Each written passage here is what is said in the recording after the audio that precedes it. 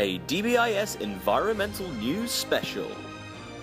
And here's your hosts, Y2JH. Hello, this is Channel 4 News. You are hearing from us about deforestation of a rainforest. The rainforests are in danger. We are looking at how rainforests are getting destroyed and why we should not chop down trees. Okay.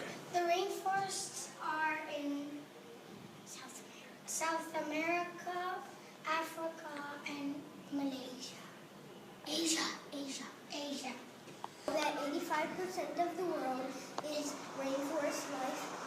Did you know that South Korea has some grasslands? Did you know that deforestation is causing pollution? The people in the world are chopping down rainforest trees and also animals' homes.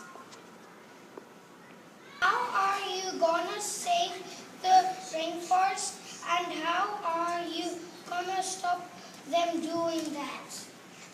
I don't know, but I am trying to ask people to stop cutting down trees because they're killing nature.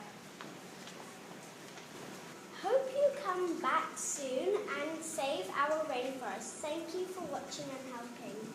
Thank you for watching. Remember to reduce, reuse, and recycle. Bye! From Rainforest Channel 4.